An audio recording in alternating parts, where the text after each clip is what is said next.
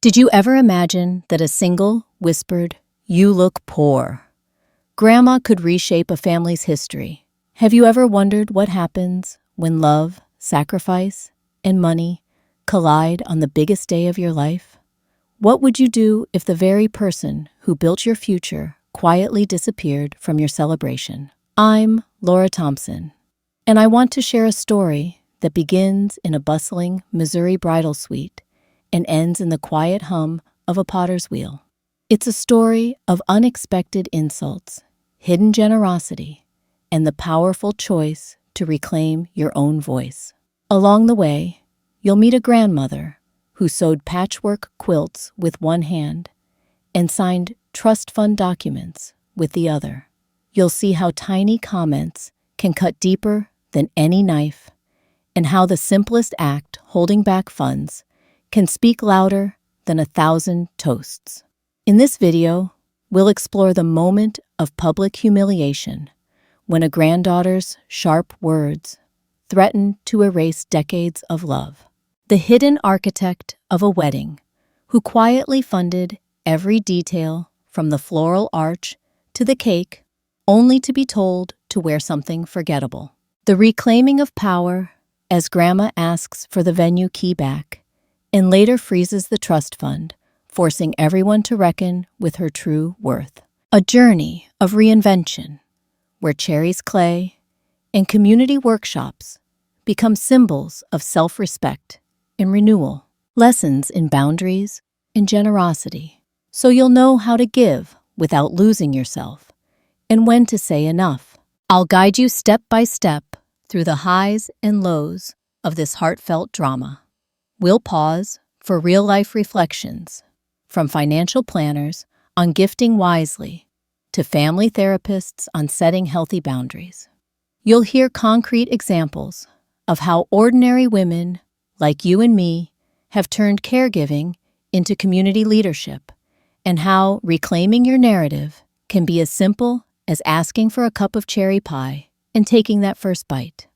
By the end of our time together, you'll understand why kindness without clarity can lead to erasure, and how with a single decision, you can be both generous and unbreakable. You'll discover practical takeaways for family gatherings, financial gifts, and finding your own voice when it feels like the world wants you silent. So let's begin.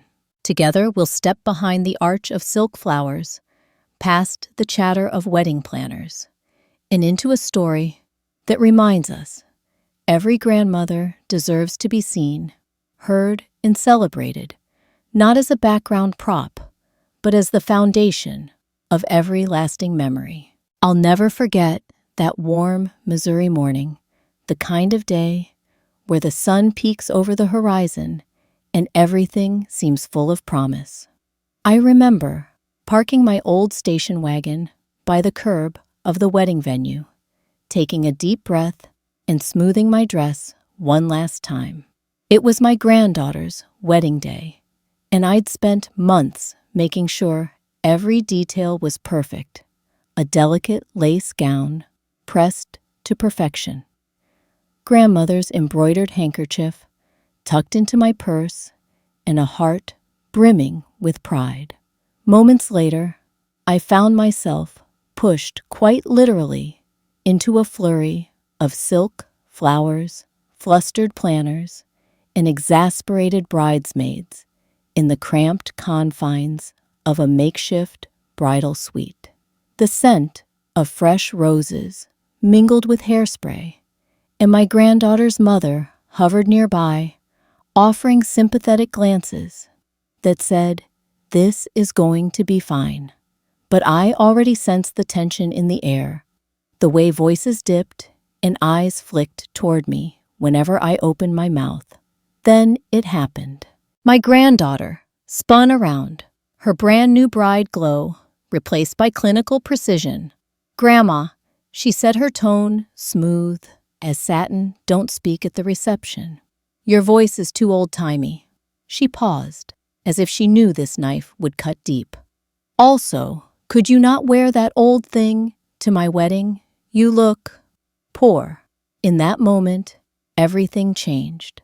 I stood, frozen hand, clasping my embroidered linen, feeling smaller than the lace on my gown. I could hear the distant hum of the florist adjusting petals and the photographer clicking test shots, but it all faded into the background. Her words echoed in my ears. "You look poor, Grandma. It might surprise you, but I wasn't angry. I was shattered. You see, I was the woman who had held this same child when she was 6 and heartbroken over losing her mother. I was the one who stitched her first quilt, cheered her on through piano recitals, and whispered encouragement before every school play. Love doesn't come with a price tag, but that love had quietly paid for this entire wedding. The cake, the venue, the string quartet, and even the silk arch framing the ceremony. Every petal, every plate, every note of music, they were my gift. Yet here I was, being told I didn't belong. Looking back, this scene holds a mirror up to a common family dynamic. We assume that the people we love will automatically appreciate us. But sometimes, relationships shift, especially when milestones involve money status and modern expectations. I've since learned that hurtful words often come disguised as advice or helpful suggestions. Comments like, "wear something forgettable," or "just sit back and enjoy," can carry an unspoken message. You're not really part of this. I remember another wedding I attended a few years earlier, my niece's rehearsal dinner. She graciously thanked everyone who'd helped, and I watched as relatives gathered in a circle to share memories. But when it was my turn, I received polite applause and rapidly changing expressions, as if they were unsure how to acknowledge the grandmother who once patched jeans and chaperoned meetups.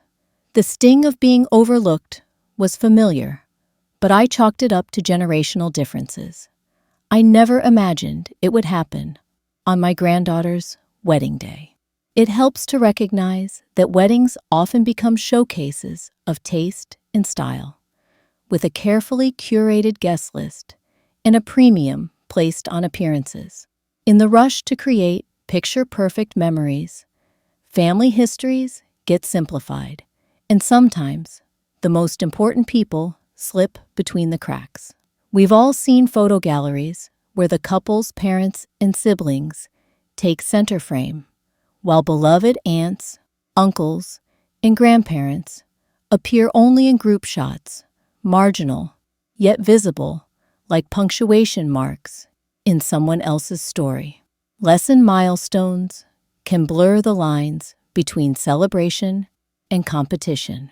When money and image enter the mix, affection can accidentally get sidelined. Right there in that bridal suite, I felt the old ache of invisibility. But I also felt something new, the resolve to reclaim my own story. If she wanted me to be background furniture, I would simply step out of the room on my terms. Yet before I could make that choice, I took a moment to gather myself. I inhaled the scent of roses, remembered the giggles and tears of her childhood, and felt the weight of every vow I had ever made to her. I told myself, "You carried her when the world let her down. You deserve to be seen." That sense of self-worth was the spark that would guide the rest of my journey. It would lead me to ask the venue manager for the key back, to freeze the trust fund I had set up for her, and to carve out a new life in ceramic studios and legal workshops. But for now, in that tightly packed suite, I simply took a step back. I turned, brushed past the planners, and walked out the door, leaving behind whispered worries and stifled gasps. When I reached my car, I sat for a moment with the engine off, listening to the distant clink of glasses. The parking lot was quiet, except for the breeze rustling through maples. I held my grandmother's handkerchief against my heart and let all the tension slip away. In that stillness, I understood that the day had changed, not just for the wedding, but for me. I realized that when love and money collide, it's easy to get lost in the glitter. But at the end of the day, it's our willingness to stand up for ourselves that shines brightest. So here's where our story truly begins. In the next section, we'll trace the roots of that conflict, how love loss and sacrifice built the foundation of this grandmother-granddaughter relationship, and why what seems like a single, harsh sentence can carry the weight of a lifetime. Stay with me as we step back to the first night she arrived in my home, fresh from tragedy, and explore how the seeds of both joy and pain were sown long before the wedding day ever dawned. I still see her tiny frame, curled on the edge of the hospital bed, eyes heavy with tears that no child her age should ever shed. It was late autumn in Missouri, and the room smelled of antiseptic and wilted flowers. That night, she wasn't just a granddaughter. She was a broken little girl who'd lost her mother in a sudden car accident. As her grandmother, I felt an instant visceral tug, an unbreakable promise forming in my heart. I gently lifted her into my lap and whispered, "I'm here, sweetheart. Always." She buried her face in my shoulder body, trembling, and I felt her muffled sobs against my chest. In that moment, I made vows that would shape the next decade of my life. I would be her anchor, her guide, her safe place, no matter what. Over the next several years, I learned that caregiver isn't a label you choose. It's a role thrust upon you by love and circumstance. I swapped my retirement routines for school carpools and piano recitals. I became a pro at packing fresh lunches, zigzagging through homework, and mending ripped jeans when she fell off the monkey bars. On nights when she felt too overwhelmed by homework or haunted by bad dreams, I would sit by her bed, reading chapter after chapter of Charlotte's Web until her eyelids fluttered shut. I remember the first time she asked Grandma, "Will you always be here?" Her voice wavered between hope and fear. I held her hand and said without hesitation, "Until the earth doesn't turn."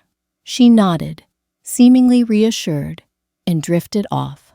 But after she fell asleep, I whispered to the empty room, "I'll need every bit of that promise, won't I?" Looking back, those early years taught me 3 vital truths. Love is labor. Real lasting love shows up in the small, everyday tasks, folding laundry, cheering at soccer games, and wiping tears after scraped knees. Boundaries matter. Even caregivers need moments of rest. A short walk, a good book, a cup of tea alone to refill the well. Shared histories build trust. Bedtime stories and patchwork quilts become more than routines.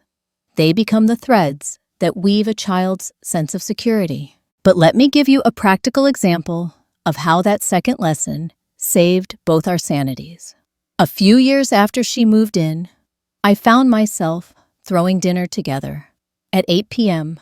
after shuttling her to school events all afternoon.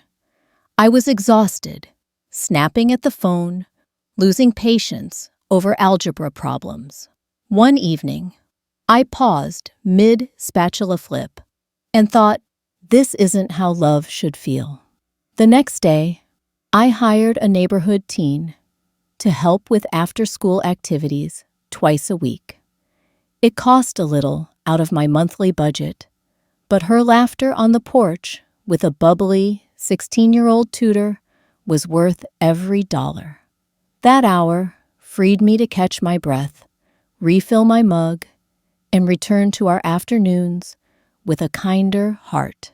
Caregiving doesn't mean doing everything yourself. Knowing when to ask for help is part of the job.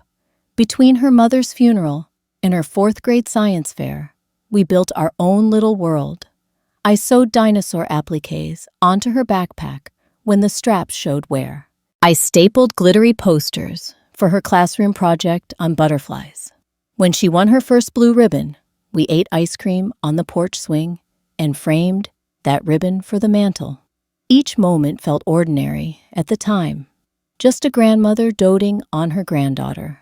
But those moments were anything but ordinary. They were the foundation of her trust and my certainty that I'd made the right choice to raise her. By 4th grade, she'd learned to read in my lap, to ride a bike down our sloping driveway, and to belt out show tunes in our living room karaoke sessions. She'd also learned to depend on me for every scraped knee and broken heart. I was no longer just her grandma. I had become her primary caregiver confidant and planner of all things childhood. Of course, real-life families today face similar scenarios every day. According to the U.S. Census Bureau, more than 2 million grandparents are the primary caregivers for their grandchildren. These grandparents, often retired or on fixed incomes, step in when parents can't shoulder the burden due to illness, addiction, military deployment, or financial hardship. Like me, many juggle doctor's appointments, school meetings, and the rising costs of groceries and extracurriculars. The stress is real, but so is the reward of seeing a child thrive. I'll never forget one school morning when she had a stomachache and begged to stay home. I held her hair back as she leaned over the bathroom sink, then rubbed her back until the green color in her cheeks faded. I called the school, explained the situation, and rescheduled parent-teacher conferences around that day's schedule. Later, I met her teacher in the hallway and said, "Thank you for understanding. We'll be back tomorrow."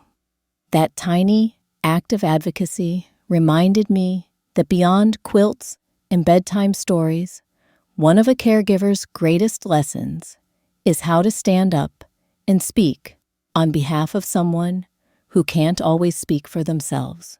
By the time we reached 4th grade, I'd not only stocked the pantry with her favorite snacks, but also learned how to navigate the school system, teen peer pressures, and the social media swirl of pre-adolescent life. Every milestone, from science fairs to field trips, felt like a shared victory. I'd watch her pedal furiously on her bike hair, streaming behind her, and cheer until my voice turned hoarse. Yet even as we celebrated these victories, I sensed a shift. She grew taller, more confident, starting to see the world through a wider lens. I was proud, but I also realized that our roles would continue to evolve. The day she would walk down an aisle in white was no longer a distant thought. It was becoming real. And that brings us full circle to the wedding day, where years of whispered reassurances and long nights of caregiving met the harsh glare of modern expectations. Those childhood moments, mundane yet profound, painted a stark contrast to the blistering edits of a day curated for Instagram. It was in that contrast that I would discover both my deepest hurt and my greatest strength. In the next section, we'll dive into the hidden architecture of that wedding, how every petal, every plate, and every string quartet note represented not just a vendor's invoice, but the culmination of years of sacrifice.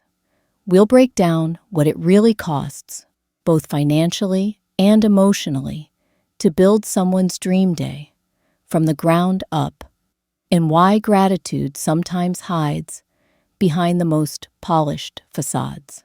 Stay with me as we move from bedtime stories to budget spreadsheets and see how the roots of sacrifice set the stage for the drama to come. I've always believed that love is as much about action as it is about words. After my granddaughter's mother passed, I vowed not only to be her emotional anchor, but to quietly build the foundation for her future. When the day finally came for her to say, "I do," I wanted every detail from the grand floral arch to the smallest place card to reflect the depth of my pride and love. So long before the invitations went out, I became what I like to call the invisible wedding architect. I met with venue managers over coffee, painstakingly reviewed cake samples alongside pastry chefs, and chatted with florists until I could identify peonies by scent alone. The goal wasn't to show off my generosity, but to create a day that felt seamless, joyful, and most importantly, worthy of the little girl who'd once clutched my hand when the world felt too big. Here's how that invisible planning broke down. In real figures, numbers, you can adjust for your own local market, but that give you a sense of scale. Venue and staffing $12,000. I reserved the historic carriage house on Main Street. Its stone walls and manicured lawn were perfect for a spring ceremony. That included rental fees, on-site coordinators, and a small army of servers. Floral installations, $4,500. Silk and seasonal blooms for the arch centerpieces and table runners. I wanted soft pinks and creams to complement her dress. Catering and cake, $6,000. A plated 3-course meal for 80 guests, plus a custom 3-tier cake with edible sugar roses. Music and entertainment, $3,000. A string quartet for the ceremony, and a jazz trio for the reception. Music was her passion. She'd spent years playing violin in school orchestras, so I knew this would mean the world. Linens rentals and extras, $2,500. Tables, chairs, fine china glassware, and lighting. I insisted on champagne flutes with a silver monogram, a nod to her mother's family crest. All told, I invested roughly $28,000. In today's world, that might seem modest or extravagant, depending on where you live. But for me, it was the culmination of 15 years of saving and planning. I had set aside a little each month, sometimes dipping into tax refunds or shifting funds from my garden club dues, always with her wedding day in mind. Because here's a secret, I learned big gestures often rely on countless small ones. It wasn't a single lump sum check that brought her vision to life, but the quiet discipline of prioritizing her future. When I paid the initial deposit on the venue, I felt a thrill of anticipation. When I tasted the raspberry mousse filling, "Is this too tart?" I asked the baker gently. I felt that same warmth. Each payment was a promise fulfilled. Yet even as I watched the invoices stack up, I understood that money alone doesn't guarantee gratitude or respect.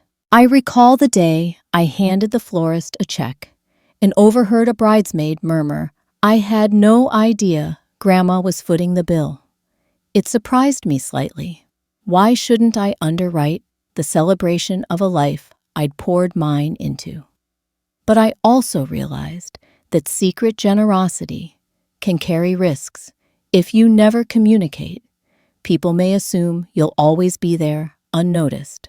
One practical lesson from all this: when you're funding a loved one's big event, it helps to set clear expectations early.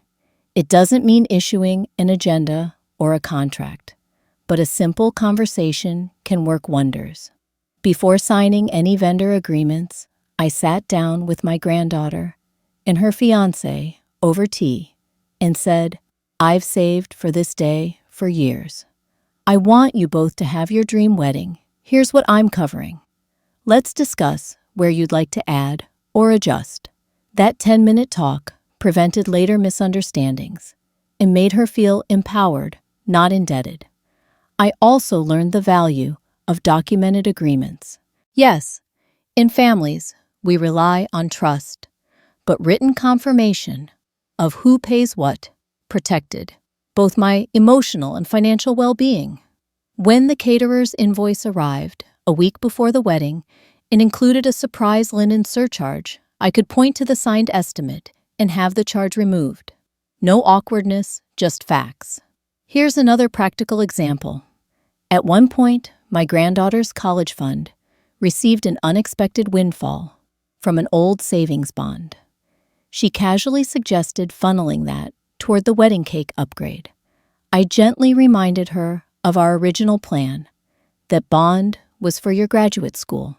Let's keep it earmarked for you and not mix funds.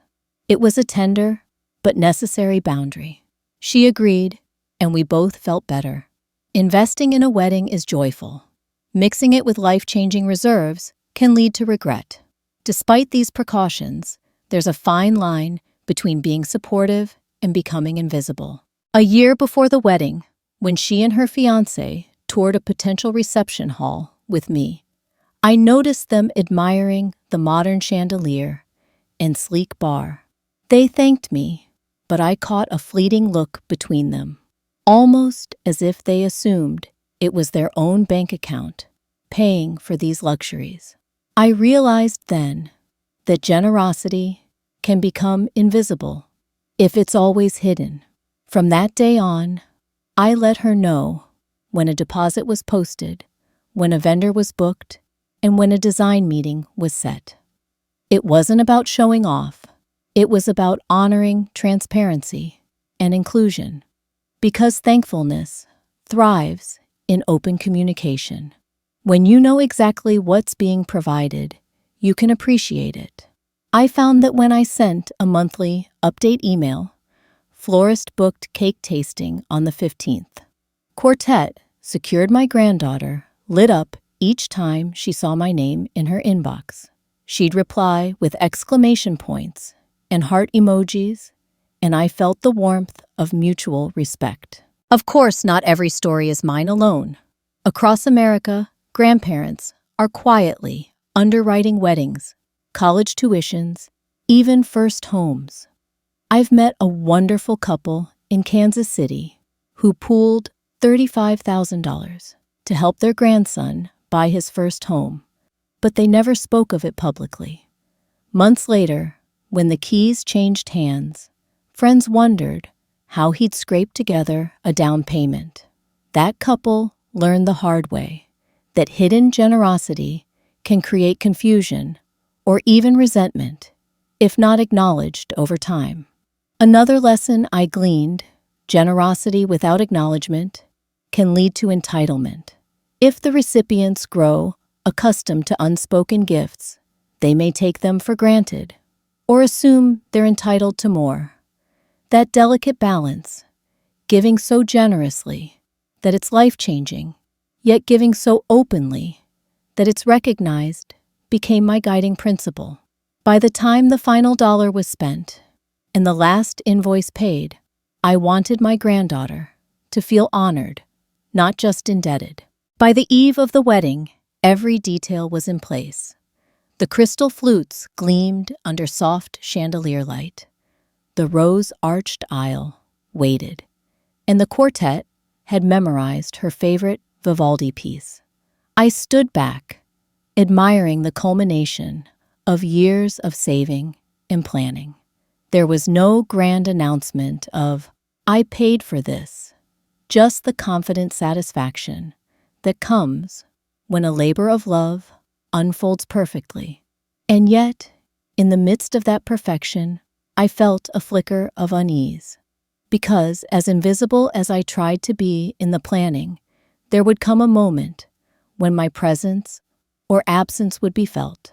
Little did I know that the very generosity meant to highlight my love would collide head-on with unspoken expectations and ultimately sharp words in a bustling bridal suite.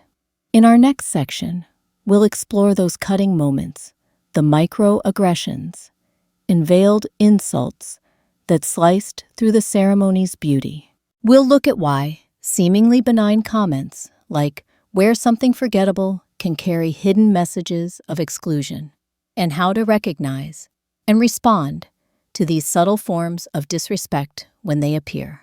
Join me as we turn our focus from budgets and blooms to the unspoken dynamics that can turn a dream day into a day of invisible wounds. I still remember the hush that fell over the bridal suite, the moment my granddaughter whispered those words, "Grandma, could you not wear that old thing?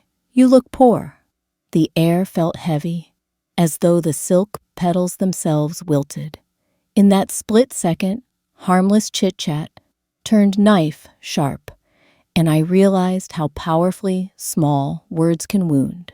Weddings are high-emotion events, by nature new beginnings, family reunions, and dozens of expectations colliding all at once. What I learned that day is that microaggressions, tiny, seemingly innocuous comments, can pack a bigger emotional punch than outright insults. A microaggression isn't usually intended to be cruel. It's often a product of unexamined assumptions or ingrained biases. But when those comments land, they ripple outward, undermining confidence and fracturing relationships. In our case, two key microaggressions define the moment. Your voice is too old-timey. When my granddaughter warned me against speaking at the reception, she framed it as advice helpful even. But underneath it lay a subtle message. My experience, my stories, and my way of speaking were outmoded and unwelcome. It made me feel not only excluded, but that my voice metaphorically and literally didn't belong in her modern celebration. Wear something forgettable. On the surface, this sounded like a gentle suggestion, don't upstage the bride. But it also implied that I should blend into the backdrop visually and socially invisible. It was a request for me to erase my presence, to become background scenery in a moment that was supposed to honor me as her grandmother. Understanding these dynamics can help all of us catch similar slips. I've since learned that microaggressions follow a few common patterns. Backhanded compliments like, "You look great," for your age, which both praise and undermine. Assumptions of incompetence or irrelevance, such as, "I'll handle this," you probably don't understand how it works. Insinuations about class or status, like questioning an outfit or accent in a setting that prizes a particular aesthetic. Let's explore how these manifested in that busy bridal suite. The wedding planners flitted around quietly, coordinating bouquets and hairpieces. Bridesmaids whispered about last-minute seating changes. And there I stood, clutching my heirloom handkerchief, listening as each comment chipped away at my sense of belonging. Reflecting on everyday life, you might recognize microaggressions in your own family gatherings. I once had an uncle casually remark, "Did you really drive that old car here? I thought you had better options." He meant no real harm, just surprise at seeing me in a dated station wagon. But for me, that comment carried a sting of shame about my finances and my choices. Another practical example. A good friend of mine, who's a Black grandmother, shared how her daughter-in-law often asked, "Where did you get those interesting veggies at holiday dinners?" The innocent curiosity masked a subtle undertone. Your culture is exotic and not quite normal. Over time, those questions built up, leaving her friend feeling scrutinized rather than embraced. So, how do we handle these microaggressions when they strike at our most emotional moments? Here are a few strategies that helped me then and that you can try. Pause and breathe. Before reacting, take a moment. In that bridal suite, I held my breath for a heartbeat, reminding myself that I didn't have to respond in panic. A calm pause gives you space to choose your words or decide to let it go. Ask for clarification. Sometimes a microaggression masks unconscious bias. You might say, "I'm curious. What do you mean by too old-timey. Framed kindly, it invites a person to examine their comment. In my case, no one stepped forward to justify the remark, which revealed how thoughtless it had been. Own your value. Remind yourself of your worth outside of others' opinions. I closed my eyes and pictured the toddler who asked me every night for a bedtime story, the child who gripped my hand before her first recital. Those memories anchored me when my granddaughter's words threatened to uproot my confidence. Reframe or redirect. If you sense a comment is unfair, you can reframe it positively. I love your precision on details. Your wedding planner skills are impressive. I'll keep my voice in reserve for the reception, but you'll have my full support. A response like this acknowledges their preference while asserting your place. Set gentle boundaries. Sometimes the best response is to distance yourself, either physically or conversationally. That morning, I excused myself to check on something in the hallway, buying myself a few private moments to regroup. Within minutes of the microaggressions, I stepped out of the cramped suite. I found the venue's back hallway and simply leaned against the stone wall, letting the cool air calm my racing heart. I realized that these small cuts weren't just personal jabs. They were reflections of a larger cultural tendency to sideline elders, especially in events that focus on youth and style. Researchers studying microaggressions note that they accumulate like raindrops in a storm. One comment might feel like a light sprinkle. A dozen can flood your sense of self-worth. Elders often face these patterns in family settings, where long-standing dynamics and expectations collide with modern priorities. I wasn't alone in this. It's a phenomenon many grandparents encounter at various celebrations. In my own case study of compassion and clarity, I later sat down with a family therapist who explained that as families evolve, roles shift, and sometimes people forget the roots that brought them together. A wedding, in particular, can magnify insecurities, parents worrying about judgment, siblings vying for attention, grandparents longing for recognition. Those undercurrents surface in the form of offhand remarks and veiled critiques. Here's another real-life snapshot. I spoke with a grandmother from Ohio who attended her granddaughter's high-profile city wedding. She told me they'd instructed her several weeks before to wear subdued colors so she wouldn't clash with the decor. On the day of, she realized her dress choice rendered her nearly invisible in every family photo, an unspoken way of editing her out of the narrative. She described the ache of recognizing that she'd become an optional extra in her own granddaughter's story. Yet within these challenges lies opportunity. When microaggressions expose underlying rifts, they also point us toward necessary conversations. In my case, I decided I wouldn't let these comments shape my legacy. On my way back to my car, I resolved to reclaim my place, not as a decorative afterthought, but as the woman who had built everything from the ground up. That determination carried me forward into the heart of the wedding, where I would ask for the venue key back and freeze the trust fund. It guided me to speak less in rooms that dismissed me and to invest more in spaces that celebrated my voice. The small wounds of microaggressions steeled my resolve to cut through the whispers and demand clear acknowledgement.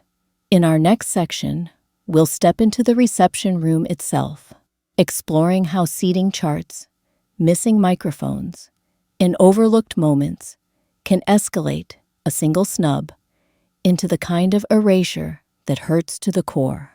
We'll break down the mechanics of exclusion and show you how to spot and prevent these oversights before they define someone's big day.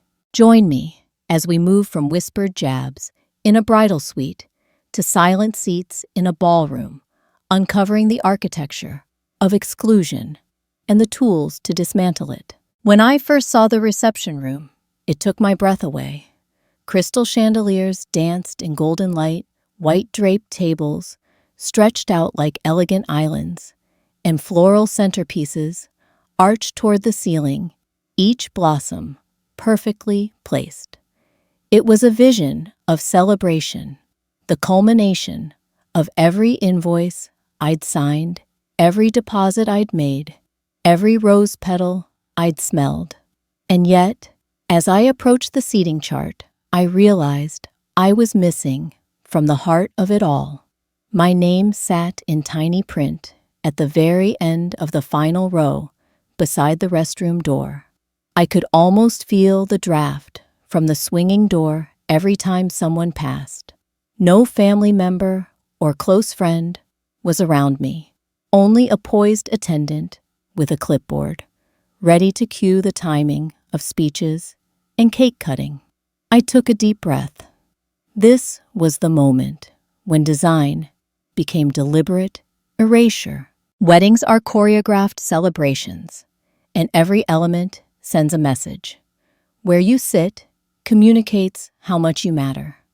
Whether you speak reveals how honored you are. The presence or absence of a microphone can elevate a voice or silence it entirely.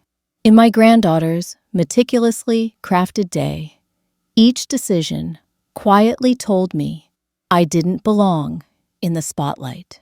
I remember feeling a familiar tightening in my chest, the same pang I'd felt when microaggressions in the bridal suite told me to blend into the background. But this was more systematic. It was erasure by design. I learned that event seating is rarely random. Planners work from a hierarchy. The head table holds the newlyweds and their parents. The next rows include grandparents, aunts, uncles, and close friends. As you move further back, you find colleagues, distant relatives, and guests of lesser priority. In most wedding guides, there's even a recommended chart, first row, for immediate family, second, for grandparents, and close kin, third for extended family, and so on. By the time you reach the edge of the room, the implication is clear. You're present, but peripheral. A practical example of this came up when I helped my niece with her rehearsal dinner 2 years ago.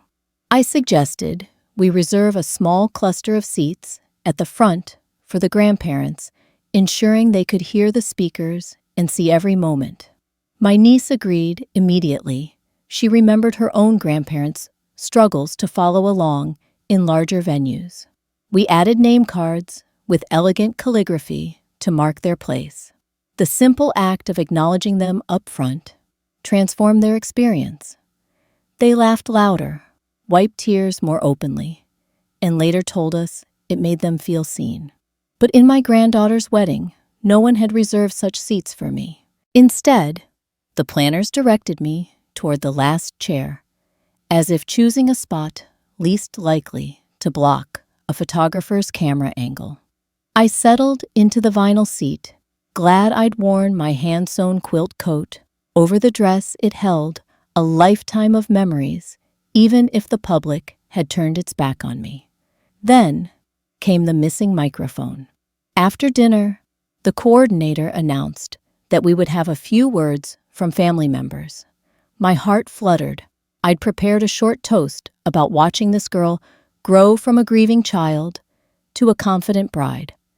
I'd even practiced a few lines. I held you when you first learned to crawl, and today I hold my breath with pride as you start this new journey. But when I looked at the podium, there was only one mic stand, and it was already occupied by the best man. 2 mics should have been standard, one for the speaker of honor and one for secondary toasts. I scanned the head table. The maid of honor had a mic, the best man had hers, and later my granddaughter would have one. But not me. It struck me that if no one expected me to speak, No one arranged for my microphone. The logistics spoke volumes. I was welcome as a guest, and only that. I've since learned that audio planning is as political as seating.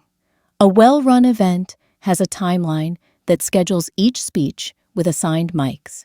Vendors label equipment with names: main mic bride and groom, secondary mic family speeches. In modern weddings, tech writers specify 2 handhelds and 1 lavalier for convenience. When one mic goes missing, it's rarely an accident. It's a symptom of oversight, or worse, dismissal of certain voices. Here's a practical takeaway. If you're ever in charge of an event, create a simple speech map.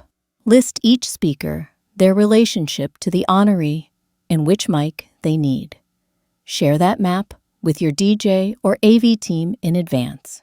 It's only a 2-minute task, but it guarantees no one gets silenced intentionally or not. Back in that ballroom, I watched my granddaughter deliver her speech after the cake cutting. Her voice trembled as she thanked everyone who'd made this day possible, eyes scanning the room for me. I smiled, waiting for the acknowledgement I'd earned. She paused, expecting me at the mic, but with no mic to turn to, she moved on.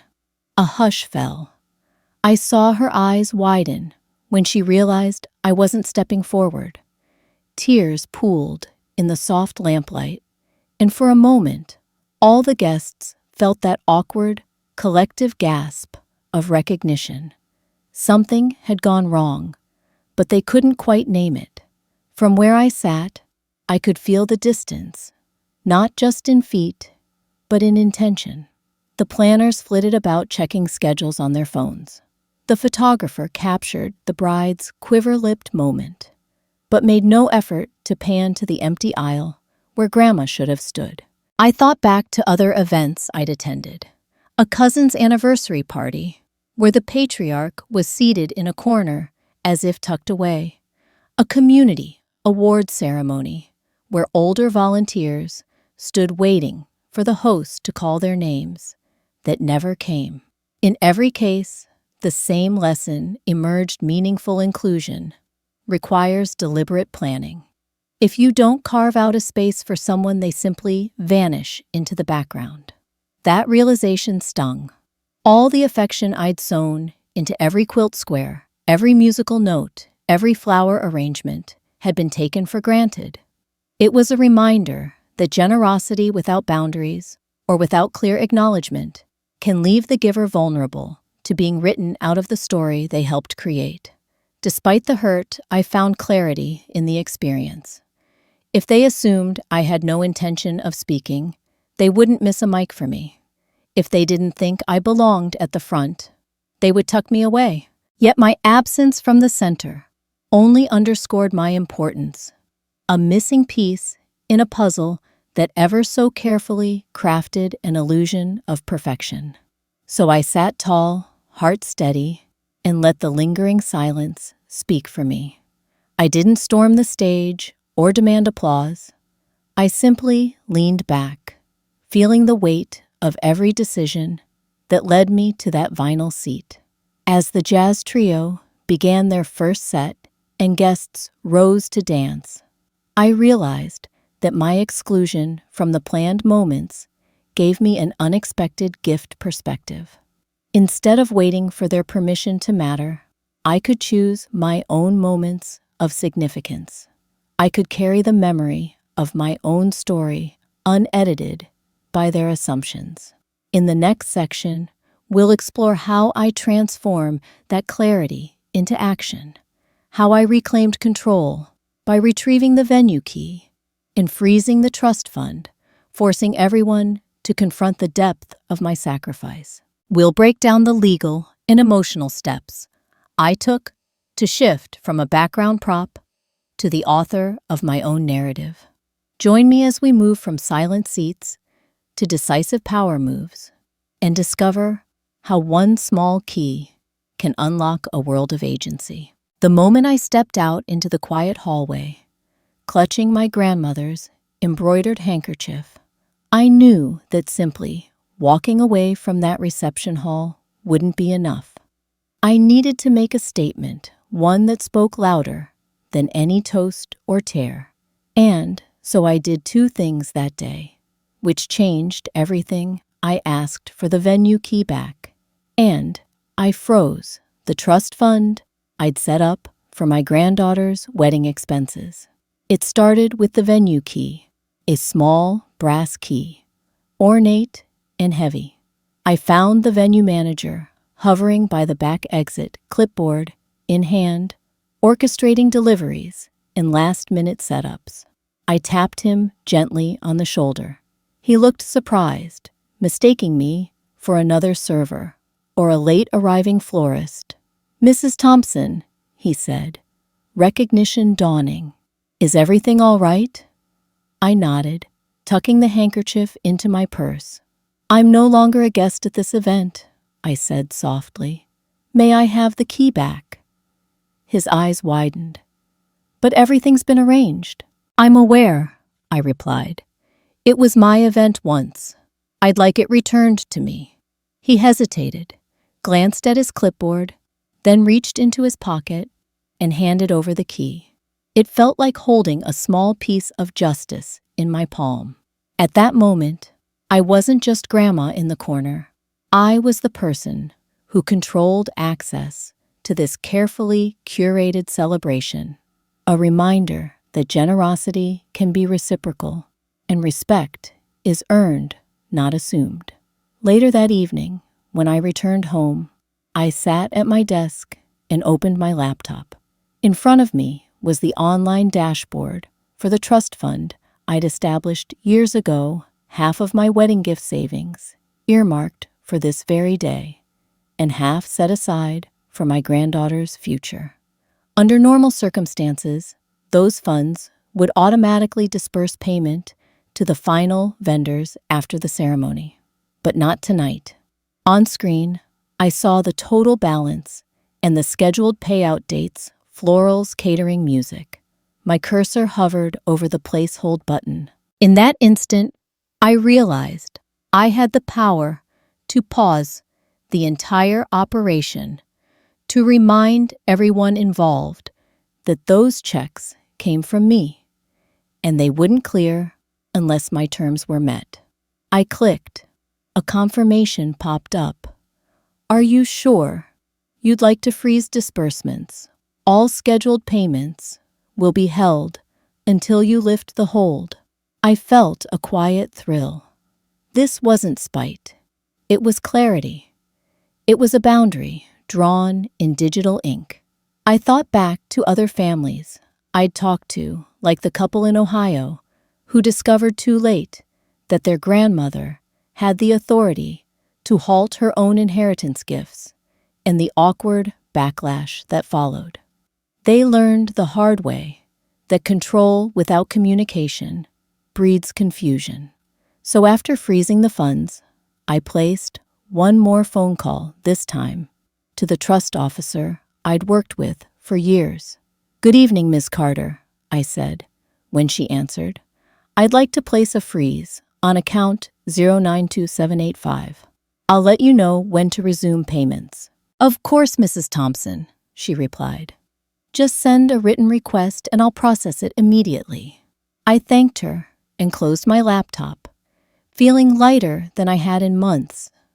The next morning, I received two unexpected calls, one from the caterer, apologizing profusely for the confusion about final invoices, and one from the venue manager, asking if there had been a mistake.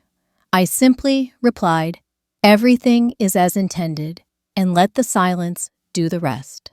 Through these two acts, returning the key and freezing the funds, I reclaimed control of the narrative. I wasn't demanding drama. I was asserting dignity. I wasn't trying to punish my granddaughter. I was teaching her that gifts come with accountability, and that respect must be mutual. If you find yourself in a similar situation, whether at a wedding, a business partnership, or even a family reunion, here are a few practical steps to keep in mind.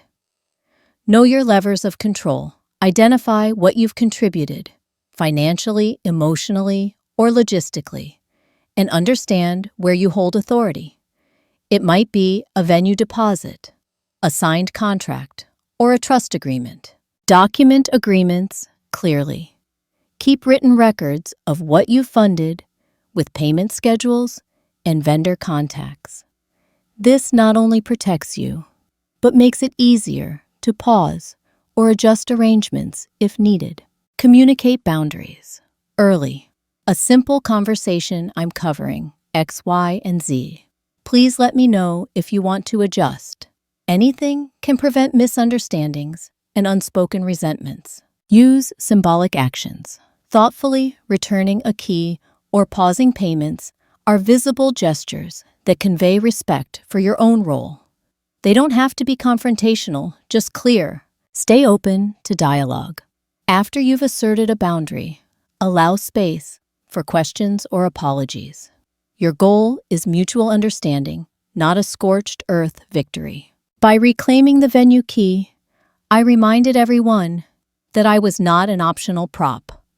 By freezing the trust fund, I reminded them that generosity doesn't negate respect or mutual consent. And, in the quiet aftermath, I felt something I hadn't felt in years: empowered. That night, over a slice of cherry pie at my favorite diner, I reflected on the journey so far, from the grief of that hospital room to the sting of microaggressions, to the silent click that halted thousands of dollars in payments. I realized that reclaiming control isn't about exerting power over others. It's about honoring your own worth and ensuring your contributions are recognized. In our next chapter, we'll step away from contracts and bank accounts and explore a different kind of reclamation: the sweet, simple power of reinvention. We'll visit ceramics studios, legal workshops, and community tables where I found new purpose and connection. Come along as I show you how a potter's wheel and a block of clay can heal deeper wounds than any courtroom or balance sheet ever could. I'll never forget the taste of that first bite of cherry pie. It was late afternoon, the skies turning the soft pink of summer dusk, and I had just driven away from the silence of the wedding venue. I found myself at Rosie's Diner on the edge of town, a small booth with vinyl seats, a Formica tabletop, and a counter that gleamed under warm neon lights. The waitress set a steaming cup of tea and a generous slice of cherry pie in front of me, the fruit bright and glossy, the crust flaky and buttery. I took a forkful, and in that sweet, unexpected moment, something shifted.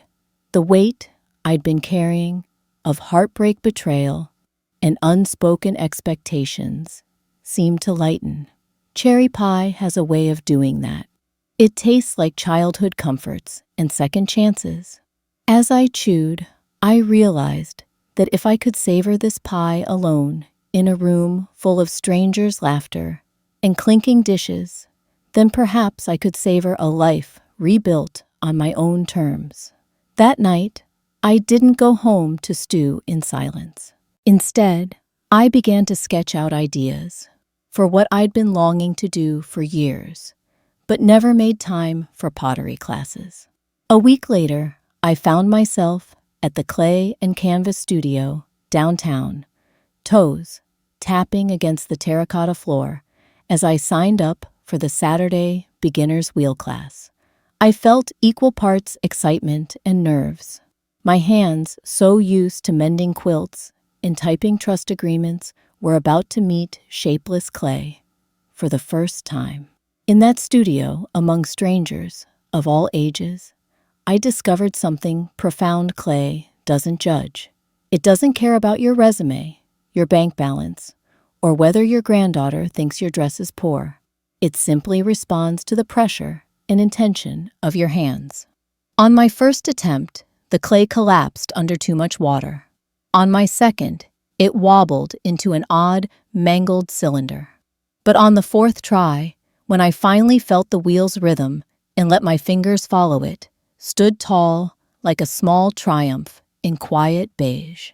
Between sessions, I chatted with classmates, a retired teacher who sculpted whimsical birds, a young couple crafting bowls for their new home, and a woman my age making deep blue vases reminiscent of midnight skies. We exchanged stories over coffee breaks and cheered each other's successes. For the first time in months, I felt part of a creative community rather than a forgotten guest at someone else's party. A few weeks later, I signed up for a legal rights workshop at the local library, a community program on elder protection, estate planning, and power of attorney basics. It surprised me how empowering it felt to share my own experience, explaining how I set up that trust fund, detailing how easy it was to place a hold on payments, and teaching other grandparents to read the fine print in contracts.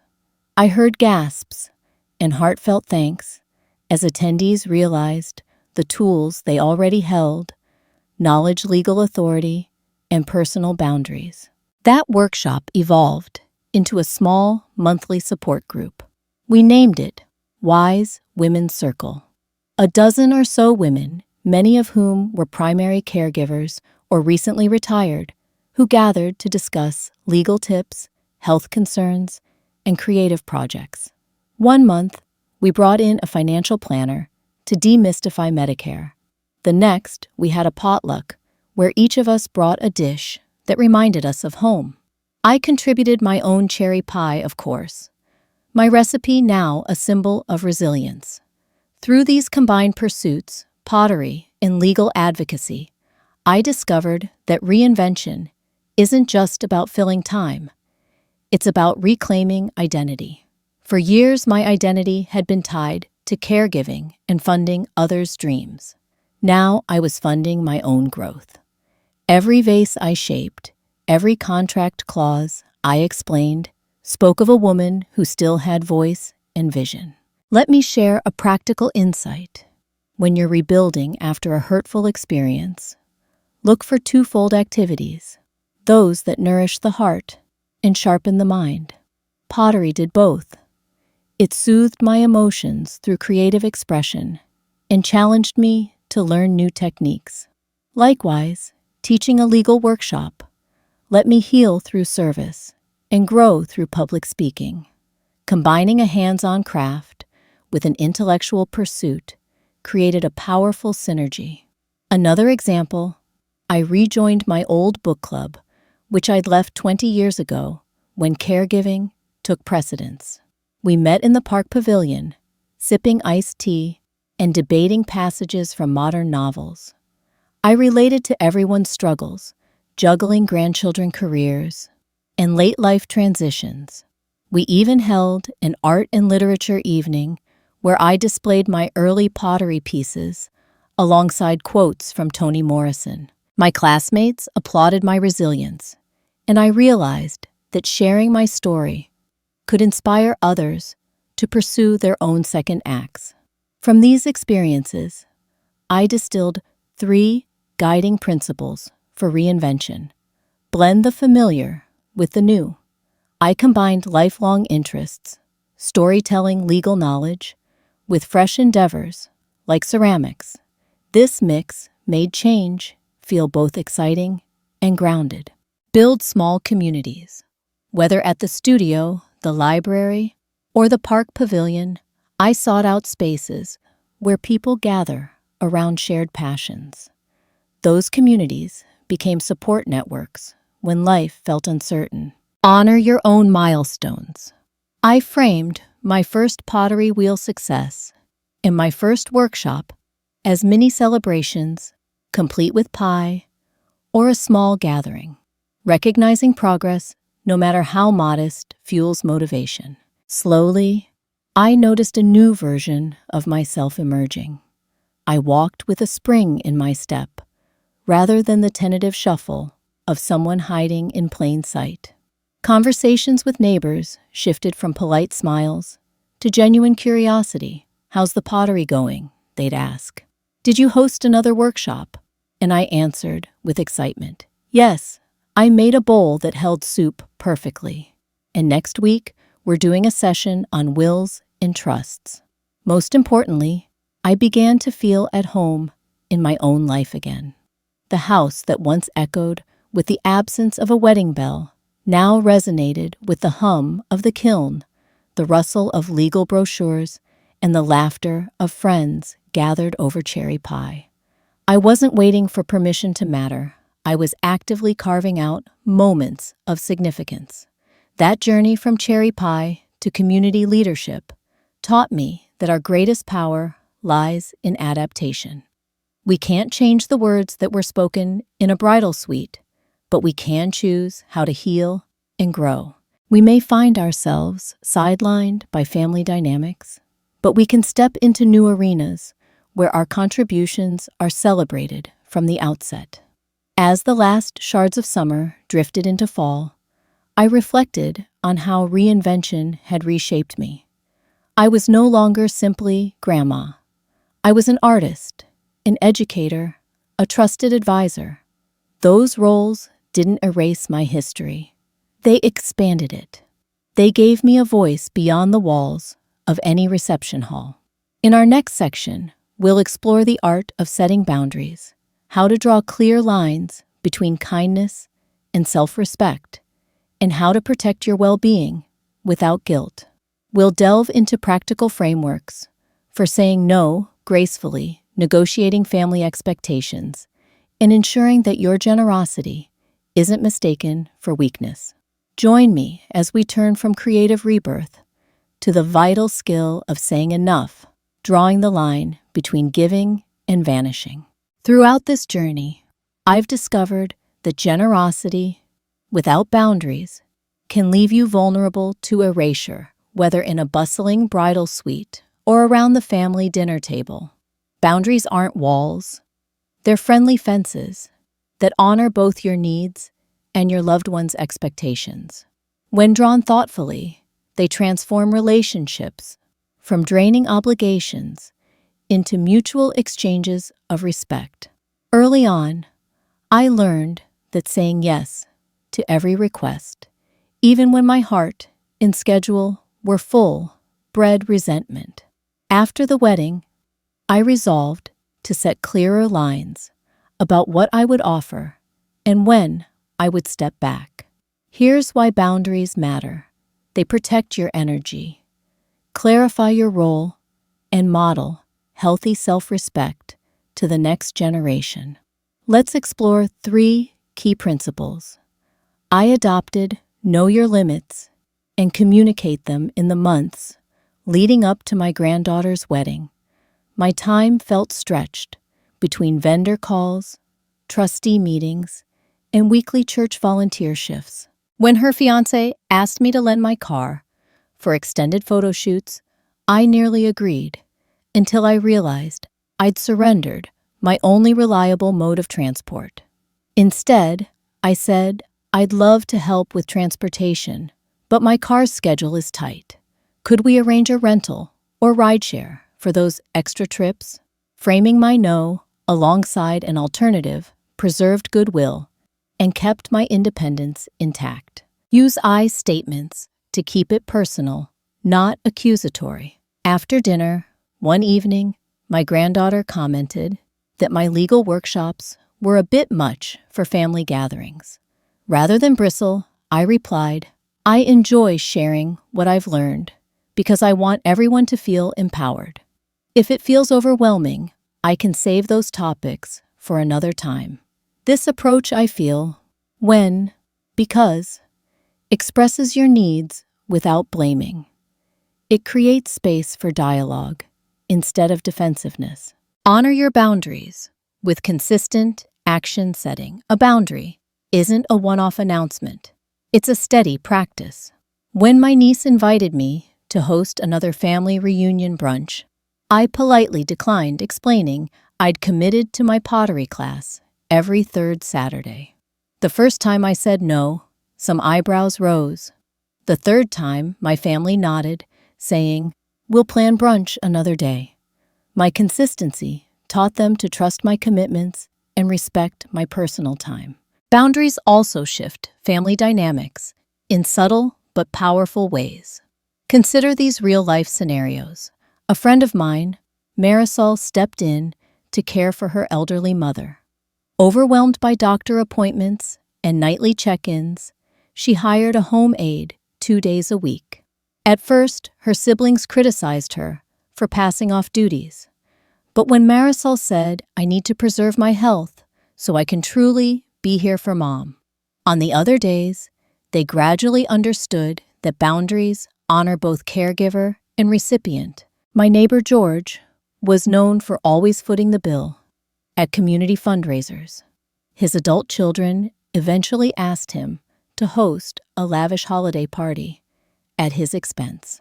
When he replied, "I'm happy to contribute to the cause, but I'm scaling back social events so I can manage my budget," they learned to ask for smaller, meaningful gestures, a homemade dessert, or a shared playlist, rather than extravagant spending. In each case, clear limits didn't diminish love. They clarified what each person could and couldn't offer. And that honesty restored balance to relationships that once felt one-sided. Families often struggle with boundaries because our love languages get tangled with obligations. We equate saying yes with showing affection, but true generosity flows most freely when your well-being is honored. When you like me at Rosie's Diner, take time to savor that first slice of pie alone. You remind yourself that your needs matter too. Here are 3 practical steps to draw your own boundaries.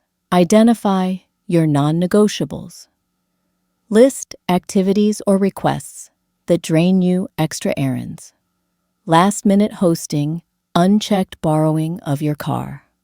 Decide which are off the table unless you volunteer. Prepare your phrases. Craft polite, firm responses. "I appreciate you thinking of me, but I can't commit to that right now. I'd love to help, but I need to focus on X. That's outside my capacity, but here's someone who might be able to assist." Reinforce with consistency. The first no might feel awkward. The second may prompt questions. By the third, family members will understand and adjust their request. Drawing boundaries isn't about erecting barriers. It's about creating clarity. It signals, "I value our relationship, and here's how I can show up sustainably." Over time, those boundaries become the framework that supports stronger, healthier connections. In my own family, once I upheld these boundaries, stepping back from unsolicited advice, at gatherings limiting financial gifts to clearly documented agreements, and reserving weekends for self-care conversations, shifted from me on the spot fixes to mutual problem solving. My granddaughter and I began to talk about respect, not just money. We discussed how birthdays could be celebrated without grand expenditures, and how stories of our shared past could be honored at quieter times. The tension melted into genuine exchanges. That evolution paved the way for healing dialogues, conversations where I could share my feelings and she could express hers without judgment. It was this newfound balance that laid the groundwork for my granddaughter to eventually reach out with an olive branch, which we'll explore in our next section. Up next, we'll dive into the art of reconciliation, when and how to reopen the doors you've closed. We'll look at real stories of grandparents and grandchildren who found their way back to trust, and offer concrete steps to craft your own invitation back when the time is right. Join me as we move from firm boundaries to warm bridges, discovering that respect and forgiveness can coexist in surprising harmony. After months of asserting boundaries and tending to my own needs, I found myself at a crossroads. Did I want to completely close the door on my granddaughter, or was there a way to reopen it on terms that honored both of us? Reconciliation isn't automatic, nor is it a simple, let's just be friends again. It's a delicate process that begins with honest self-reflection and can lead slowly to renewed connection. The first step I took was to ask myself, am I ready? I'd spent weeks building a new life, pottery classes, legal workshops, book club gatherings, each of which felt like gold coins in my emotional bank account. I'd reclaimed my voice, recharged my spirit, and learned to value my time and contributions. That foundation gave me confidence. I wasn't reaching out from a place of neediness, but from genuine openness. If you're in a similar position, give yourself permission to pause and check in. Have you healed enough that another hurt won't topple you? Do you want contact with this person? Or are you seeking something else? Closure, perhaps? Can you approach a conversation without demands for an apology or guarantee of change? Only when I could answer yes to those questions did I feel ready to extend an olive branch.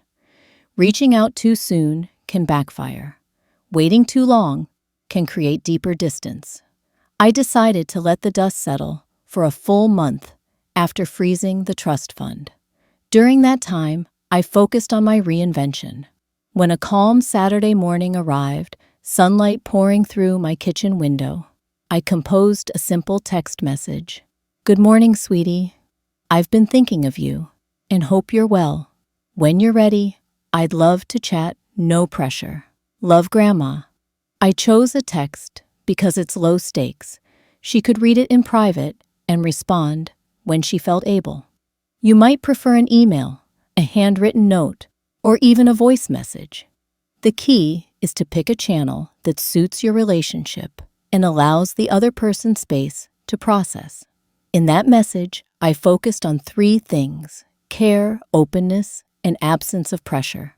I didn't remind her of the wedding drama or demand recognition of my hurt. Instead, I led with genuine concern, hope you're well signaled, my desire for dialogue when you're ready. I'd love to chat, and closed with affection, love, Grandma. That structure lowered her defenses and left room for her to choose her moment. A close friend of mine, Joan, found success with a similar approach. After clashing with her daughter over holiday plans, she mailed an envelope containing a favorite recipe card and a note. I miss our kitchen Sundays. Whenever you'd like to bake together again, I'm here. Her daughter called 2 days later, tears in her voice, ready to bake and to talk.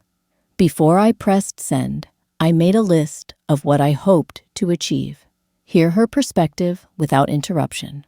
Express my own feelings in a calm, I feel format. Explore shared solutions. Small ways to reconnect without old tensions. I practiced aloud. I felt hurt when I didn't get to speak. I understand planning a wedding is stressful. I'd love to hear how you felt that day. Having those thoughts polished helped me stay centered. When my granddaughter finally replied, Hi, Grandma. I'm sorry for everything. Can we talk? My heart skipped. Over coffee in my sunlit kitchen, I asked her to share her experience of that day. She told me about her own pressure, social media expectations, family rumors, fear of appearing old-fashioned. As she spoke, I realized our conflict was partly built on miscommunication and outside influences. I resisted the urge to correct her or relitigate every detail. Instead, I listened, nodded, and said, Thank you for sharing how you felt. I can see things from your side now. That simple acknowledgement softened the air between us. Once she'd spoken, I used my I statement framework. I felt invisible when I couldn't give you my toast. I know you had a vision for the day, and I respect that. I want to find ways we can celebrate together in a way that feels good for both of us. By owning my emotions without assigning blame, I created space for mutual understanding. A family therapist I know calls this flood-proofing, the conversation share your feelings clearly, but in small doses, so neither person feels overwhelmed. It's like leading with a gentle drizzle, rather than dumping a bucket of accusations. From there, my granddaughter and I brainstormed small, meaningful rituals, monthly brunch dates, an annual quilt sewing weekend, and a joint chit-chat at future family gatherings, marked with our names in gold ink. These gestures weren't grand gestures. They were intentional, reciprocal, and rooted in activities we both treasured. Another example comes from my neighbor Ruth, who mended fences with her grandson after a bitter inheritance dispute. They agreed to cook Sunday dinners together for 3 months with no talk of money. By focusing on shared meals instead of financial stakes, they rebuilt trust first, then tackled tougher topics later. Reconciliation isn't a one-and-done event. It's more like tending a garden. You plant seeds of goodwill, water them with patience, and enjoy the blossoms over time. When my granddaughter showed up at my pottery exhibit, not because she had to, but because she wanted to see my work, I felt a warm glow. We hugged, laughed, and reminded each other why family is worth nurturing. Sometimes, despite our best efforts, the other person isn't ready. That's okay. If your outreach isn't reciprocated, you can reaffirm your availability without guilt. I understand you need space. Just know my door and my heart are open when you're ready. Then, redirect your energy towards supportive communities and self-growth. You deserve respect, and so do they. Through this path to reconciliation, I learned gentleness works better than pressure. Invitations framed with care invite connection. Listening heals as much as speaking. Hearing someone's truth breaks down walls. Small shared rituals build bridges. Regular low-key activities can restore bonds more effectively than grand gestures. As you consider your own path, whether with a granddaughter, child, friend, or sibling, remember that reopening doors is an act of courage and compassion. You're not erasing past hurts. You're creating a new chapter built on clearer and mutual respect. In our final section, we'll reflect on the broader legacy of these experiences, how telling our stories, asserting our worth, and holding space for both boundaries and bridges can shape not only one family, but a cultural shift in how we honor our elders. We'll explore why every grandmother's voice matters and how you too can ensure your story is heard for generations to come. Join me for that closing chapter on legacy and voice, because when a grandma speaks, the world finally listens. As I look back on this journey, from that tense bridal suite to my pottery studio, from frozen checks to heartfelt brunches, I see a thread woven through every moment our stories matter. Not as fleeting footnotes in someone else's life, but as living legacies that shape families, communities, and even cultures. When a grandmother speaks her truth, she does more than claim respect. She hands down wisdom that can guide generations yet to come. I want to start by explaining why legacy and voice are inseparable. A legacy is not just an inheritance of money or property. It's the collection of values, lessons, and memories we pass along. And voice is the instrument through which we transmit those gifts. Without our voice, our ability to share experiences, to narrate lessons learned, to offer encouragement, our legacy lies dormant, unheard, and unappreciated. Consider my own grandmother, Altha, whose name is embroidered on the handkerchief I carry. She never attended a wedding as grand as mine, but she filled my childhood with stories of resilience after the Great Depression, teaching me that perseverance blooms even in lean years. When I clutch that handkerchief now, I clutch a piece of her voice, her strength, and her belief that we shall stand again stronger. That single maxim has steered me through losses, betrayals, and reinventions. Without her voice, I would lack the compass that guided every choice I've made. Across America, countless grandmothers carry similar gifts. I've met one in rural Texas who survived raising 6 children on a sharecropper's income. When her grandchildren were young, she taught them to bake cornbread by heart, no measuring cups, so they'd learn resourcefulness and rhythm in work. Now, her grandchildren are chefs, educators, and entrepreneurs who still quote her cornbread wisdom in kitchens and boardrooms alike. Her legacy lives because her voice was practical, memorable, and shared with generosity. Or consider the story of Graham Irene in Seattle, who recorded weekly phone calls with her great-grandchildren during the pandemic. She filled those calls with gentle history lessons, how her family migrated west by train, how she learned to sail on the Puget Sound, planting seeds of curiosity that blossomed into history, projects, travel dreams, and lifetime passions. Years later, those recordings form an audio archive that her family will treasure long after she's gone. These examples illustrate a simple truth: voice begets legacy. When you share your experiences, whether through conversation, over cherry pie, family letters, or a small community workshop, you embed your values in others' hearts and minds.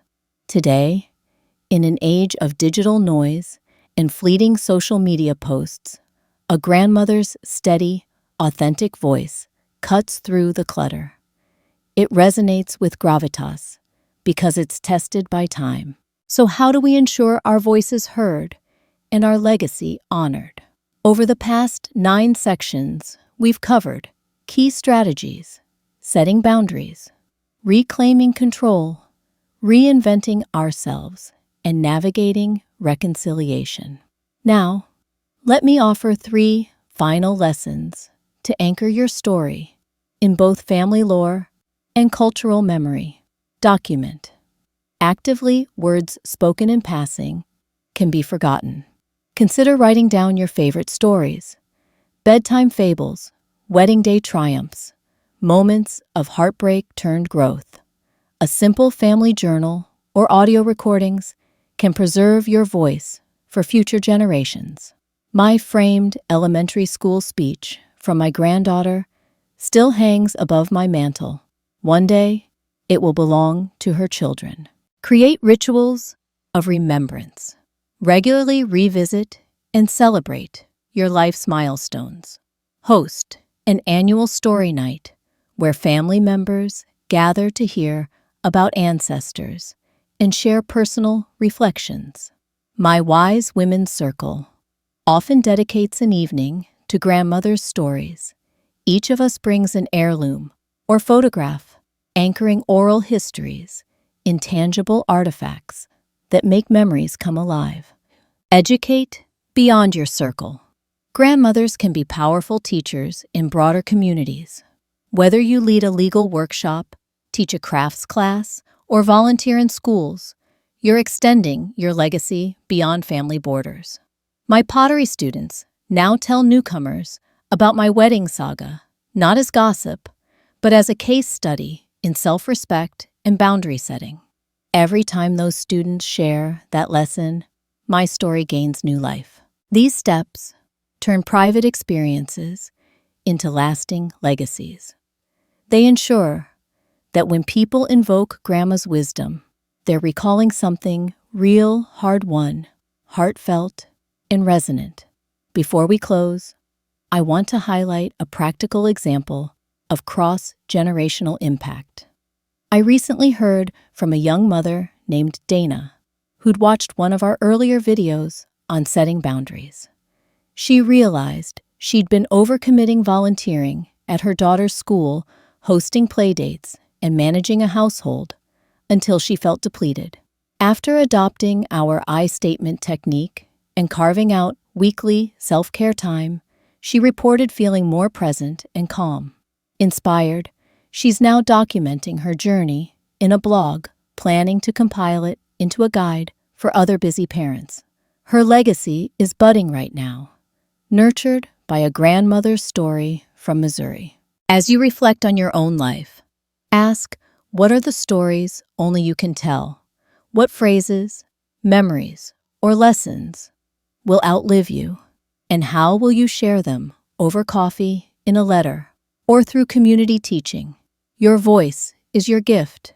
Use it not just to recount the past, but to inspire the future. Thank you for joining me on this exploration of respect, reclamation, and renewal. If you found value here, consider sharing your own grandmotherly story, whether in the comments at your next family gathering or via your favorite social channel. When we amplify each other's voices, we build a chorus of lived wisdom that can reshape our families and our culture. This isn't just the end of a video. It's a call to action. Let's keep telling these stories. Let's ensure every grandma knows her place is not in the shadows, but at the center of our hearts and our histories. Because when a grandma speaks and is truly heard, the world listens, learns, and changes for the better.